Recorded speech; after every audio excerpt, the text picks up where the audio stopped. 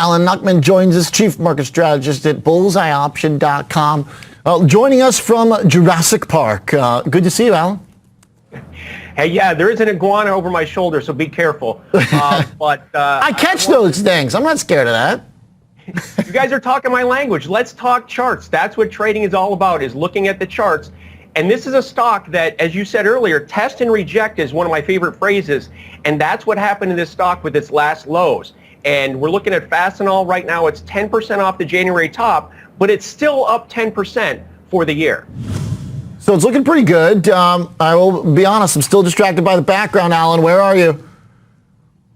I'm in South Beach at a conference. Work. All right. Looked like maybe you took off to Hawaii for the weekend. No, sir. So I'm still trading. There's still money to be made. All right. In this particular stock has gone between 50 and 60 for most of the year. It's right now at just above that midpoint. So that's a positive. A breakout of this range targets 70. So what I'm looking at, again, my in-the-money stock substitution, an August 52.5 call. August gives me 4 months of time. 52.5 is a 70, 75 delta. So it's going to behave like the stock. And if we get to that 70 level, that option will about double in value. You're looking for a pretty big move here, Alan. You're looking not just to get above the recent highs, but the previous one at $65. Hey, it's a good trend this chart has been in for sure. But that last kind of rollover puts in a bit of a lower high. Right. So, it's optimistic, but that's what the charts suggest. A range of this breakout, that's what it targets. So I just have to go with the charts tell me. I don't try and think too much. I just take what the markets give us.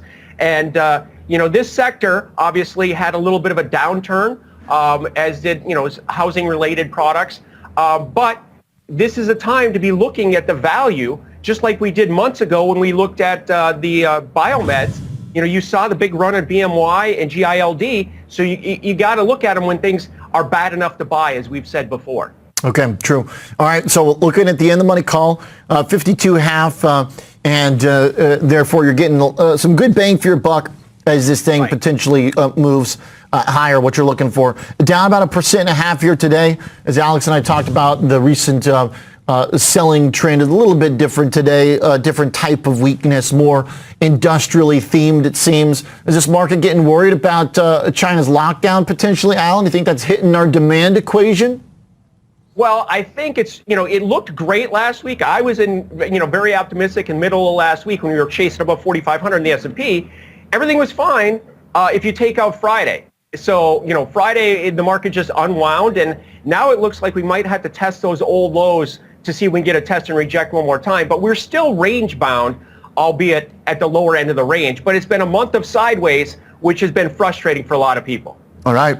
Alan, thanks for the trade as always. The in-the-money call. Thank you. In the money call on Fastenal, trading at $56, buying the 52.5, looking for some upside here from South Beach. Looking good.